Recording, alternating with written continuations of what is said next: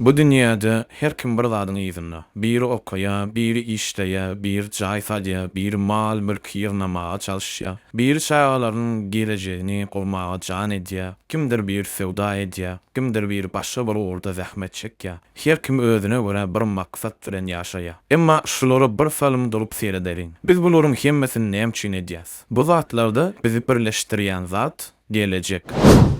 Yani adam ehli ediyen işini her tiyerinin gow bolmagy üçin edýär. Ehlisi gelecek aladysy.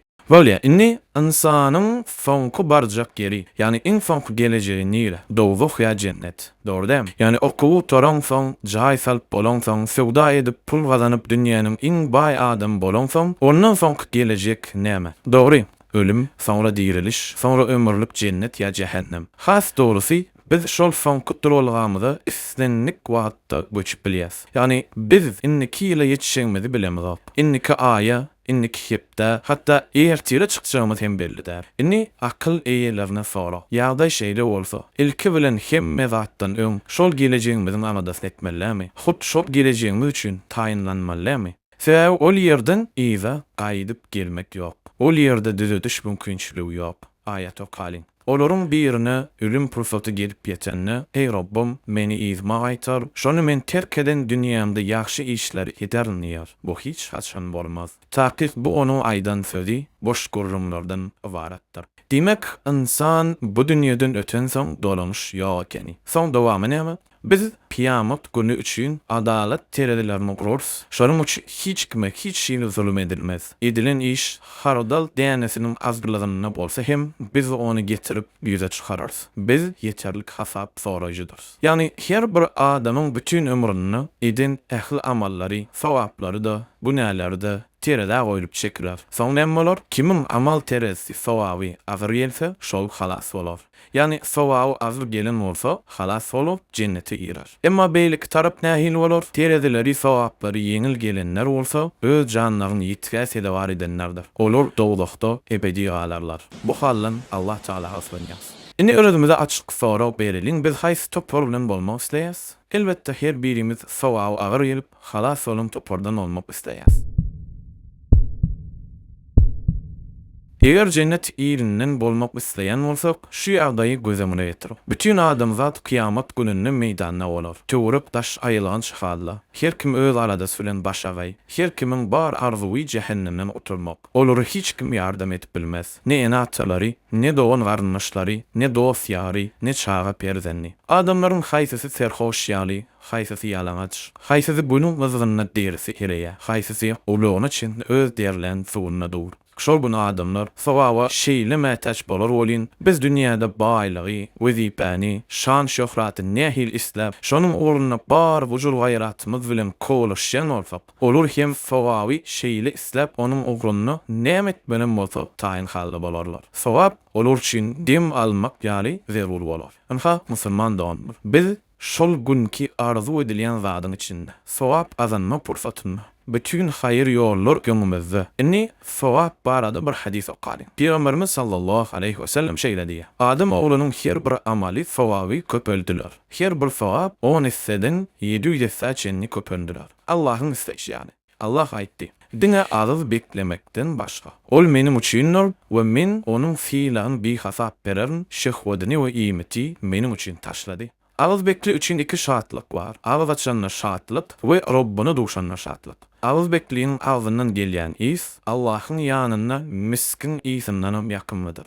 Üsverim, her bir ýaşy amala onun 780 sawap berilýär ekeni. Yani in köp sawap 700 boljak eken. Ýöne bu oraladan başga amallara değişli. Orada üçün sawap bir hasap ekeni. Bir hasap näme diýmek? Bu 1000 bolup biler, 100 000 bolup biler, milyon bolup biler. Onuň çäli ýok. Bu adamyň niýetine, kalbynyň ýagdaýyna baglydyr. Şonuň üçin Allah Taala onuň fiýlaryny men bererim diýip aýratyn berilip geçýär. Diýmek, Piyamat güni iň mätäç boljak zadymyzy häzirki wagtda orada arkaly gazanyp biljek ekenik. Şonuň üçin musulman doňlar bu pursaty elden gidirmäli. Kim bilýär? Belki inniki Ramazana ýetmez. Geçen Ramazanyny biziň bilen bolanlaryň hemmesi şu Ramazana ýetdilermi? Elbetde her kimiň bir ýapyny ýa tanşy aradan çykanlar. Nowut sağa gelmenke taýýarlanmak akyllyň alamatydyr. Peygamberimiz aleyhissalatu vesselam oradan nähil beýik sowaby eýidigin beýan edip şeýledi. Siziň sewişden galkanyňyz bolşýaly az beklemek otdan galkandyr. Sewişde galkan adamy kılıçdan okdan howpdan goraýa, edil şonuň ýalda orada hem insany dowduk odundan goraýan bir galkandyr. Bu Umama atly sahaba radiyallahu anh Peygamberimize sallallahu aleyhi ve sellem şeýledi. Ey Allahyň Resulü, maňa bir ýaxşy amal buyur. Döwret. Ol aýtdy, agaz bekle. Çünkü sevap taýdan onuň dini ýokdur. Ol ýene de şol soragy aýtalady. Peygamberimiz sallallahu aleyhi ve sellem ýene şeýledidi. Agaz bekle. Çünkü sevap taýdan onuň dini ýokdur. Üferin, sahaba başga bir amal soranyna hem jogap şol bir zat boldy. Yani orada. Bu onuň sevap taýdan aýratyn ornuny gorkady.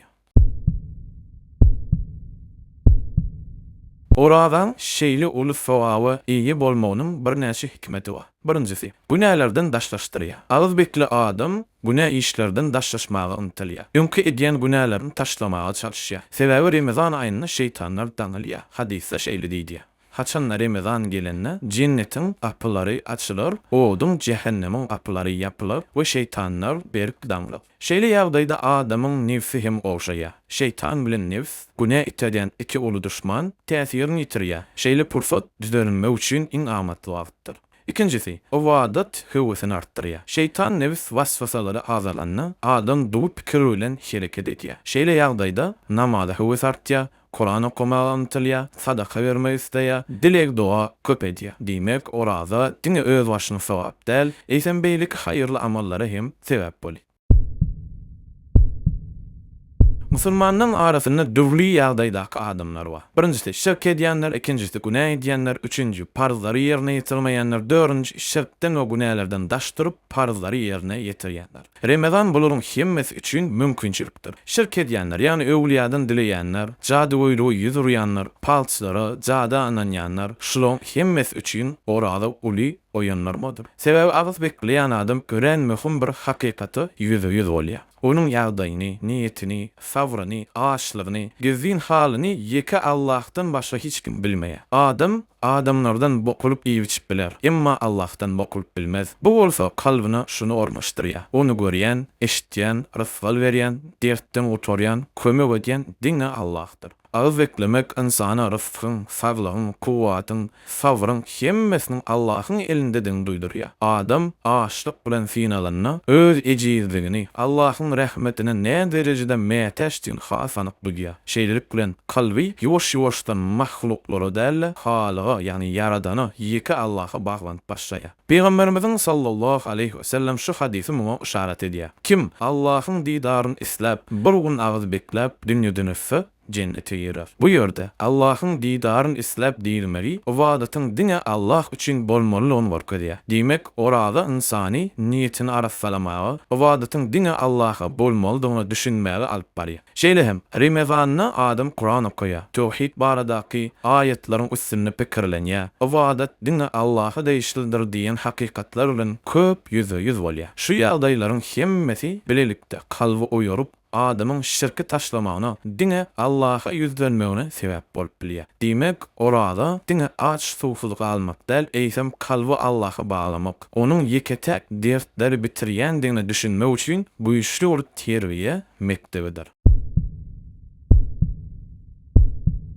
Ramazan günälerden saplanmak üçin iň gowy pursatdyr. Süt horluk, prasende pul alyp bermek, zina, çilim, arak, yalan söz demek, para almak, bermek, allo, doğan arnaş bilen aran kesmek, gep, biwat, töhmet, oğurluk, kila avramdan iýmek, paýyş sözdür, haram ýernaşyklar we beýleki günäler. Şu zatlar edýän doganmanyňyza ýüzlenýäs. Men düzelip bilemok, men gutoran adam, men agaz beklesemde bu näni taşlap bilemok diýmän. Bu pikirler şeytanyň duzagydyr. Orada tutun, günälerden saplanmagy ýüregimizi berk düm. Allah'tan kömek dileğinizi arttırın. Şonu Allah'ın yardımını görürsünüz. Hadisde Peygamberimiz sallallahu aleyhi ve sellem şeýle diýär. Eger Ramazan gelse, cennetin kapıları açılır açylar, odun cehennemin gapylary yapylar we şeytanlar berk daňylar. Başga hadisde şeýle diýär: "Takyk Ramazanyna her ağız açarda Allahyň otdan boşatjaklary bardyr." Otdan boşatmak, ýani günäli ýagdaýda bolan insan tawba edip orazy tutup awadat edip düzelenini Allah onda ulukdan halas edýär. Ýene-de hadis aýdýar: "Kim Allahyň didaryny isläp, bir gün ağız bekläp dünýeden ötse cennete girer." Bu ellen gidirmeli däl, ol mümkinçilikdir. Ramazan ayı parzlaryny doly ýerine ýetirmeýänler üçin hem ol mümkinçilikdir. Kim 5 wagt namaz okumaýan bolsa, kim boşly bolup zekat bermeýän bolsa, kim örtünmek parzyny ýerine ýetirmeýän bolsa, ýa-da başga bir parz amal taşlan bolsa, Ramazan onun üçin täze başlanmaç bolup biler. Peygamberimiz sallallahu aleyhi ve sellem şeýle diýär: "Size mübarek Ramazan aýy gelip ýetdi. Allah azza we celle size bu aýda az beklemeýi parz etdi. Ol aýda asmanyň gapylary açylar, cehennemiň gapylary ýapylar, şeytanlaryň azgynlary daňlar. Ol aýda Allahyň müň aýdanyň haýyrly bir gijesi bardyr. Kim ondan mahrum bolsa, hakik mahrum bolar." Bu hadis Ramazanyň diňe orada däl, eýsem ähli ibadat üçin açydan aýratyn bir mövsimdigini barkadýar. Şeýle hem Ebu Hurayra radiyallahu anh şeýle diýär: "Allahyň Resulü sallallahu aleyhi we sellem Ramazanyna gije namaza turmagy olara parz etmän höwüslenlerdi we şeýle diýerdi: Kim Ramazany Allah'a iman edip, sowabyn Allah'tan umid edip namaza dursa, onun geçen günahları bağışlanar. Bu yerde aýratyn sörmelik şert var. İman edip, birincisi, ikincisi, sowabyny din Allah'tan umid edip. Ramazanyň iň köp berilýän soragyň biri: "Namaz okumasam, ağız eklesem bolýarmy?" Jogap: "Hawa bolýar." Emma bu yerde möhüm bir zat var. Oy orada seni namaza alıp barsın. Oy orada seni namaz baradak ayetleri ve hadisleri okumağa pikirlenmeli tersin. Oy kallun yuwaş-yuwaşdan namaza açılsın. Yönü tersine bolmalyal. Men arız bekleyen namazam nesip edenine okarna deyip pikir etmeliler. Orada namaza karşı değil. Yönü namazın yerini tutyan derler. Orada namaza alıp baryan yol olmalı. Namaz taşlamağa bahane olmalılar. Şirkten we günälerden daş durup parzlaryny ýerine ýetirýänler üçin Ramazan nur üstüne nurdur. Bu ay sowaplar köpeltmek üçin mümkinçilik, ibadetlary artdyrmak üçin pursat, haýyr üstüne haýyr oşmak üçin mewsimdir. Şeýlelik bilen Ramazan ähli musulman üçin ösüş döwrüdür. Allah Taala şeýle diýär: "Ey iman edenler, ağız beklemeklik sizden öňkülere parz edilýäli, takwalyk etmeniz üçin size de parz edildi." Bu aýatyň maksady açykdyr. Orada takwalyk üçindir. Inni takwalyk diňe bir topar üçinler eýsem şirk edýänler ýokarda aýdylanlar ýerine ýetirseler, takwalyk ederler. Günah edýänler tawba edip, günahlar taşlasalar, takwalyk ederler. Parzlary taşlanlar, orada bilen birlikde beýleki parzlar hem ýerine ýetip başlasalar, takwalyk ederler. Parzlaryny ýerine ýetirýänler sowaplaryny artdyrsa, olar hem takwalyk ederler. Diýmek Ramazan hemmeler üçin takwalygy eltýän ýol eken. Musulman doganlar, gelin özümizi bep tutalım. Dünýäniň wagtlaryň güýmenjelerini allanmamalyň. Allah Taala şeýle diýär: "Ey iman ettirenler, Allahyň azabyny duçar bolmakdan gorkun. Her kim ertir ahiret üçin näme taýýarlandygyna seretsin. Allah'tan gorkun. Allah sizin edýän ähli işlerinizden habardardyr." Bu aýetde bize açyk görkezilýär. Her bir adam ahiret üçin näme taýýarlap, oýanmanyny gözden geçirmeli. Ramazan şol taýýarlygy güýçlendirmek üçin iň amatly wagt. Bu aýda ähli haýyrlaryň gapylary açylýar. Günahlardan arassalanmak üçin aýratyn mümkinçilik töredilýär. Şoň üçin bu aý elden gidirmek oly gitgide. Peygamberimiz sallallahu aleyhi ve sellem şeýle diýär: "Ramazan aýy ýetip bağışlanmadyk kişi helak bolar." Ýani Ramazana ýetip ağız beklemän, ibadet etmän, günahlardan paklenmän, dünýä bilen meşgul bolup gezmek hakykatdanam helakçylikdir. Imam Zehebi şeýle diýär: "Musulmanyň ulalaşan zady kim Ramazanyny kesel bolmasyz, dini sebäpsiz ýere ağız beklemese, ol zinakeşden, salgyçydan, ýani nalog alýandan, ölümen arak keşden has şerlidir, has beteri. Onuň islamyna şek ederler. Ony ýolundan çykan dinsiz hasa eder. Ulu näler kitabynda İmam Zehebi şeýle diýýär. Görýän musulman doganlar. Öňkü imamlarymyz Rimedan oralasyny taşlamagy şeýle agyr günah hasap edipdirler. Musulman adam olaryň agyr sözlerini münasip bolmajak bolmaly. Biri ýokdan bar edem Allah Taaladan dileýär. Biri bu mübarek aýy getirip diňe Allah üçin ağız beklen, namaz okan benlerinden etsin. Bu aýyň haýryndan dol peýdalanyp, kıyamet günü sowaby agyr gelip cennete girenlerden eýlesin.